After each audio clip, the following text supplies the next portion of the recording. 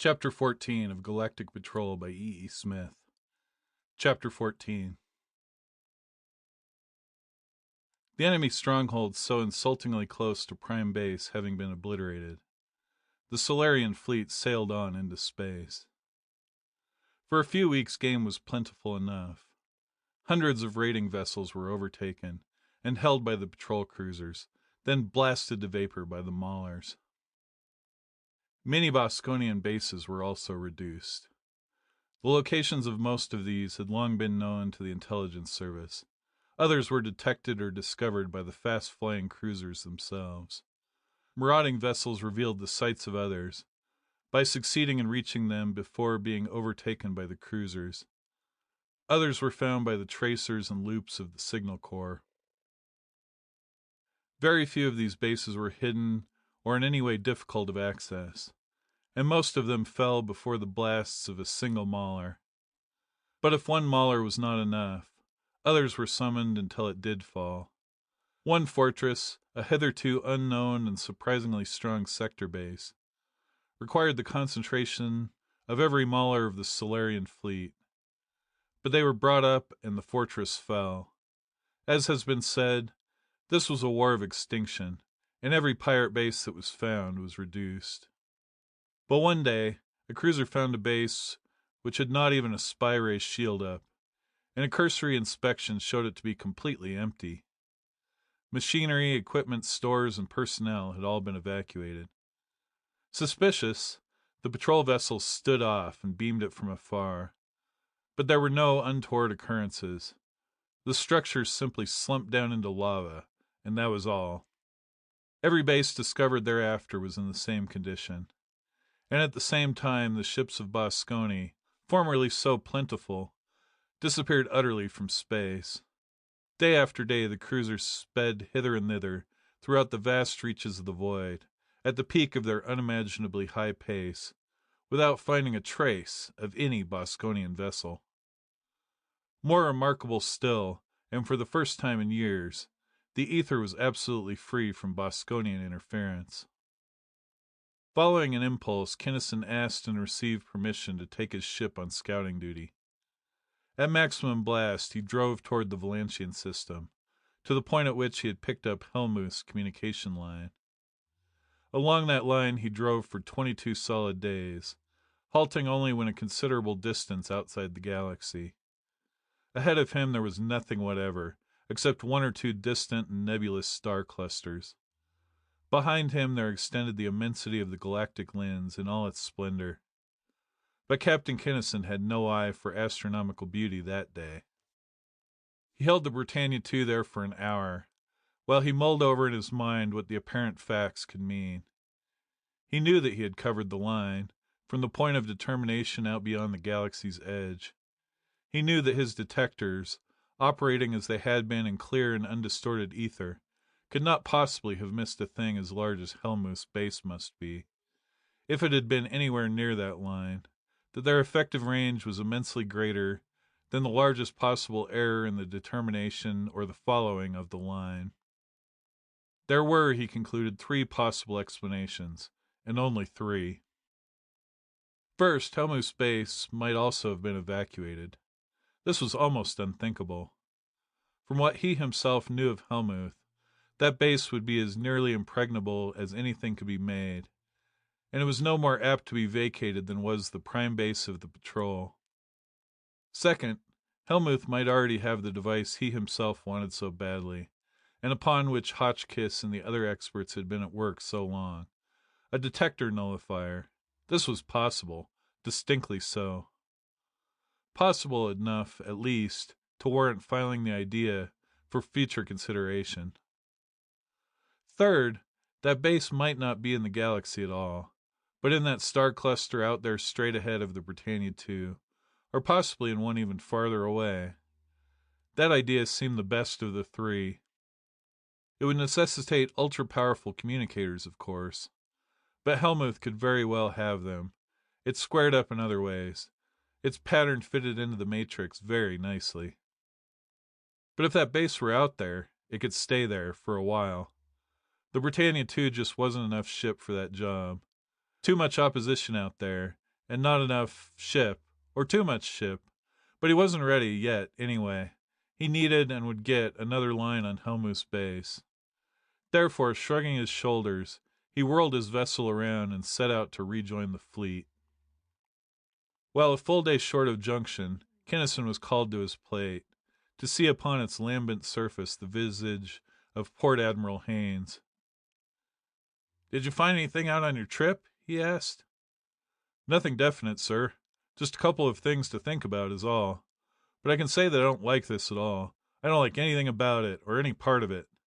"No more do I," agreed the Admiral. "It looks very much as though your forecast of a stalemate might be about to eventuate. Where are you headed for now?" "Back to the fleet." "Don't do it. Stay on scouting duty for a while longer. And unless something more interesting turns up, report back here to base. We have something that may interest you. The boys have been—" The Admiral's picture was broken up into flashes of blinding light, and his words became a meaningless, jumbled roar of noise. A distress call had begun to come in, only to be blotted out by a flood of the Boskonian static interference, of which the ether had for so long been clear. "Got its center located?" Kinnison barked at his communications officer. "They're close, right in our laps." "Yes, sir." And the radio man snapped out numbers. "Blast!" the captain commanded, unnecessarily, for the alert pilot had already set the course, and his levers were even then flashing across their arcs. "I don't know what we can do, since we haven't got a thing to do anything with, if that baby is what I think it is. But believe me, we'll try." Toward the center of disturbance shot Britannia 2, herself emitting now a scream of peculiarly patterned interference, which was not only a scrambler of all possible communication throughout that whole sector of the galaxy, but also an imperative call for any mauler within that sector. So close had the Britannia 2 been to the scene of depredation that for her to reach it required only minutes. There lay the merchantman and her Boskonian assailant. Emboldened by the cessation of piratical activities, some shipping concern had sent out a freighter, loaded probably with highly urgent cargo, and this was the result.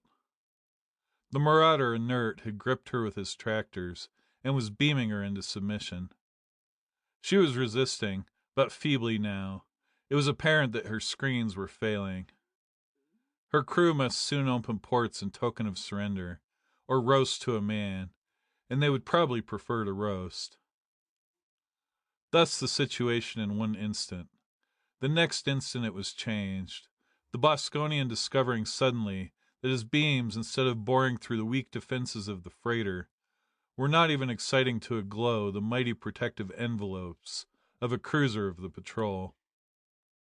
He switched from the diffused heat beam he'd been using upon the merchantman to the hardest, hottest, most penetrating beam of annihilation he mounted, with but little more to show for it, and with no better results.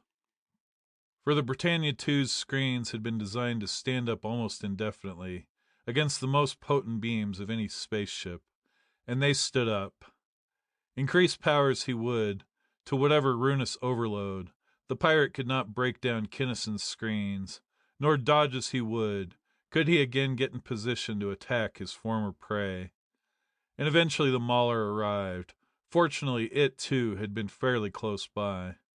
Outreached its mighty tractors, outraved one of its tremendous beams, striking the Boskonians' defenses squarely amidships. That beam struck, and the pirate ship disappeared, but not in a hazily incandescent flare of volatilized metal. The raider disappeared bodily, and still all in one piece. He had put out shears of his own, snapping even the mauler's tractors like threads, and the velocity of his departure was due almost as much to the pressure effect of the patrol beam as it was to the thrust of his own powerful drivers. It was the beginning of the stalemate Kinnison had foreseen. "I was afraid of that," the young captain muttered, and paying no attention whatever to the merchantman, he called the commander of the mauler. At this close range, of course, no possible ether scrambler could interfere with visual apparatus. And there on his plate he saw the face of Clifford Maitland, the man who graduated number 2 in his own class. Hi, Kim, you old space flea, Maitland exclaimed in delight. Oh, pardon me, sir, he went on in mock deference with an exaggerated salute. To a guy with 4 jets, I should say. Seal that, Cliff, or I'll climb up you like a squirrel first chance I get, Kinnison retorted. So they've got you skippering one of the big battle wagons, huh? Lucky stiff. Think of a mere infant like you being let play with so much high power. But what'll we do about this heap here? Damn if I know. It isn't covered, so you'll have to tell me, Captain. Who am I to be passing out orders? As you say, it isn't covered in the book.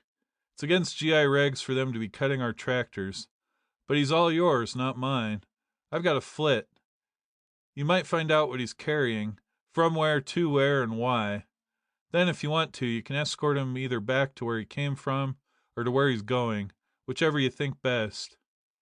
If this interference dies out, you better report to Prime Base and get some real orders. If it doesn't, use your own judgment, if any. Clear ether, Cliff. I've got to buzz along. Free landing, Space Hound. Now, Vic, Kinnison turned to his pilot. We've got urgent business at base, and when I say urgent, I don't mean perchance. Let's see you burn a hole in the ether. And that worthy snapped his levers over to maximum blast. The Britannia II made the run to Prime Base in a few days, and scarcely had she touched ground when Kinnison was summoned to the office of the Port Admiral. As soon as he was announced, Haines brusquely cleared his office, and sealed it against any possible form of intrusion or eavesdropping, before he spoke. He had aged noticeably since these two had had that memorable conference in this same room. His face was lined and careworn. His eyes and his entire mien bore witness to days and nights of sleeplessly continuous work. "You were right, Kinnison," he began abruptly. "A stalemate it is, a hopeless deadlock. I called you in to tell you that Hotchkiss has your nullifier done, and that it works perfectly against all long-range stuff. It works fairly well on vision, except at close range. Against electromagnetics, however, it is not very effective. About all that can be done, it seems, is to shorten the range. It has not been possible, as yet, to develop a screen against magnetism. Perhaps we expected too much. I can get by with that, I think.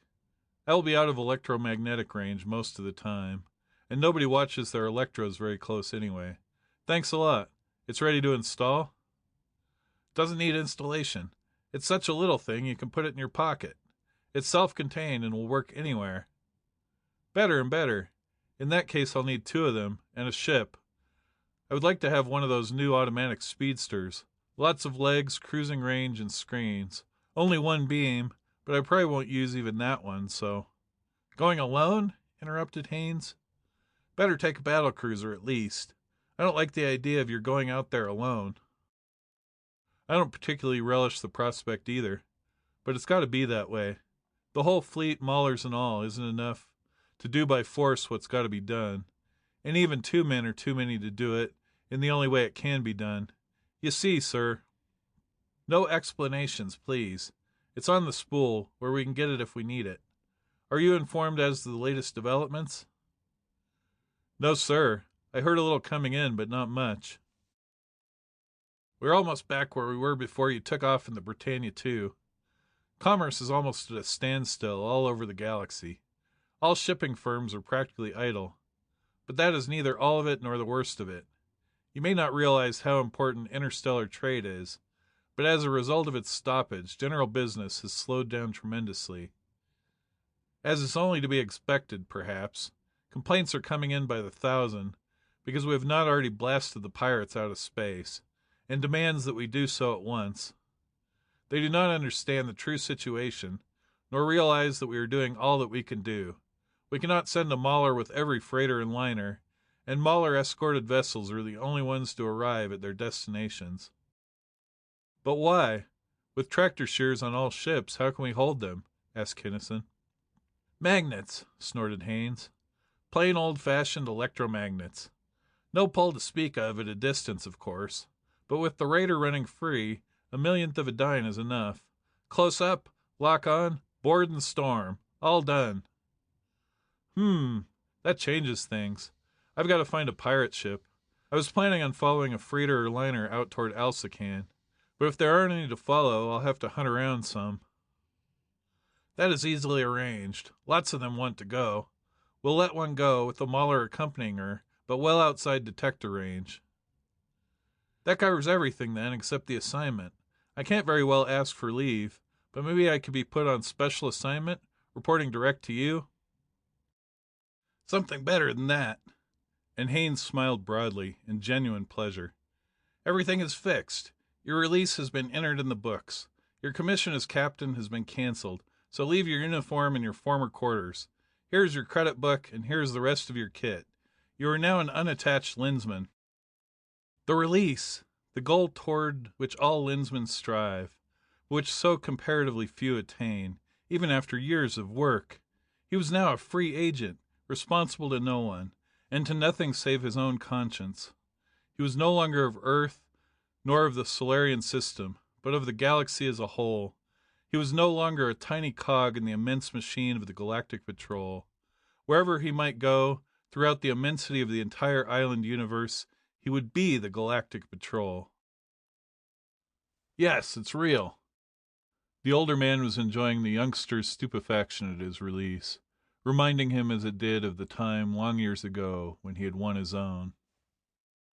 "You go anywhere you please and do anything you please, for as long as you please.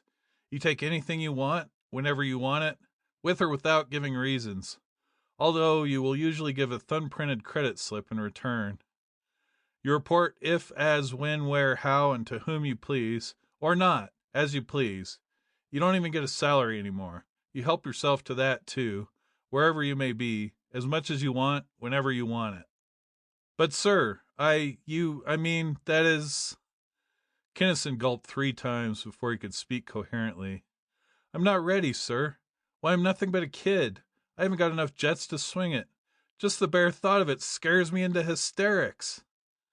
"It would. It always does." The Admiral was very much in earnest now, but it was a glad, proud earnestness. "You are to be as nearly absolutely free an agent as it is possible for a living, flesh-and-blood creature to be.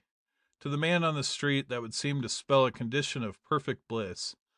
Only a grey Lensman knows what a frightful load it really is. But it is a load that such a Lensman is glad and proud to carry." "Yes, sir, he would be, of course, if he—" "That thought will bother you for a time. If it did not, you would not be here. But do not worry about it any more than you can help. All I can say is that in the opinion of those who should know, not only have you proved yourself ready for release, but also you have earned it." "How do they figure that out?" Kinnison demanded hotly. "All that saved my bacon on that trip was luck. A burned-out Bergenholm, and at the time I thought that it was bad luck, at that. And Van Buskirk and Warsaw and the other boys, and heaven knows who else, pulled me out of jam after jam. I'd like awfully well to believe that I'm ready, sir, but I'm not. I can't take credit for pure dumb luck and for other men's abilities." "Well, cooperation is to be expected, and we like to make grey Lensmen out of the lucky ones." Haines laughed deeply. "It may make you feel better, though, if I tell you 2 more things. First, that so far you've made the best showing of any man yet graduated from Wentworth Hall. Second, that we of the court believe you would have succeeded in that almost impossible mission, without Van Buskirk, without Warsaw, and without the lucky failure of the Bergenholm. In a different, and now of course unguessable fashion, but succeeded nevertheless. Nor is this to be taken as in any sense a belittlement of the very real abilities of those others, nor a denial that luck or chance does exist. It is merely our recognition of the fact that you have what it takes to be an unattached Lensman. Seal it now and buzz off," he commanded, as Kinnison tried to say something, and clapping him on the shoulder, he turned him around and gave him a gentle shove toward the door. "Clear ether, lad." "Same to you, sir. All of it there is. I still think that you and all the rest of the court are cockeyed, but I'll try not to let you down." And the newly unattached Lensman blundered out. He stumbled over the threshold, bumped against a stenographer who was hurrying along the corridor, and almost barged into the jamb of the entrance door, instead of going through the opening.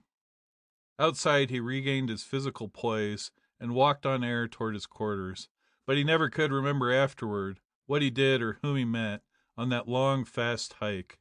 Over and over the one thought pounded in his brain. Unattached! Unattached! Unattached! And behind him, in the port admiral's office, that high official sat and mused, smiling faintly with lips and eyes, staring unseeingly at the still open doorway through which Kinnison had staggered. The boy had measured up in every particular. He would be a good man. He would marry. He did not think so now, of course. In his own mind his life was consecrate. But he would. If necessary, the patrol itself would see to it that he did. There were ways, and such stock was altogether too good not to be propagated. And 15 years or so from now, if he lived, when he was no longer fit for the grinding, grueling life to which he now looked forward so eagerly, he would select the earthbound job for which he was best fitted, and would become a good executive. For such were the executives of the patrol. But this daydreaming was getting him nowhere fast. He shook himself and plunged again into his work. Kinnison reached his quarters at last, realizing with a thrill that they were no longer his. He now had no quarters, no residence, no address. Wherever he might be throughout the whole of illimitable space, there was his home. But instead of being dismayed by the thought of the life he faced, he was filled by a fierce eagerness to be actually living it. There was a tap at his door, and an orderly entered, carrying a bulky package. "Your greys, sir," he announced with a crisp salute. "Thanks." Kinnison returned the salute as smartly, and almost before the door had closed, he was stripping off the space black and silver gorgeousness of the captain's uniform he wore, and was donning gray. The gray, the unadorned neutral-colored leather that was the proud garb of that branch of the patrol to which he was thenceforth to belong. It had been tailored to his measurements, and he could not help studying with approval his reflection in the mirror, the round, almost visorless cap, heavily and softly quilted in protection against the helmet of his armor, the heavy goggles, opaque to all radiation harmful to the eyes, the short jacket, emphasizing broad shoulders and narrow waist, the trim breeches and high-laced boots, encasing powerful, tapering legs. "What an outfit! What an outfit!" he breathed. "And maybe I ain't such a bad-looking ape at that in these greys." He did not then, and never did realize, that he was wearing the plainest, drabbest, most strictly utilitarian uniform in the known universe. For to him, as to all others who knew it, the sheer stark simplicity of the unattached Lensmen's plain grey leather transcended by far the gaudy trappings of the other branches of the service. He admired himself boyishly, as men do, feeling a trifle ashamed in so doing, but he did not then and never did appreciate what a striking figure of a man he really was, as he strode out of the quarters and down the wide avenue toward the Britannia II's dock. He was glad indeed that there had been no ceremony or public show connected with this, his real and only important graduation. For as his fellows, not only his own crew, but also his friends from all over the reservation, thronged about him, mauling and pummeling him in congratulation and acclaim, he knew that he couldn't stand much more. If there were to be much more of it, he discovered suddenly, he would either pass out cold or cry like a baby. He didn't quite know which. That whole howling, chanting mob clustered about him, and considering it an honor to carry the least of his personal belongings, formed a yelling, cap-tossing escort. Traffic meant nothing whatever to that pleasantly mad crew, nor temporarily did regulations. Let traffic detour. Let pedestrians, no matter how august, cool their heels. Let cars, trucks, yes, even trains, wait until they got past. Let everything wait, or turn around and go back, or go some other way.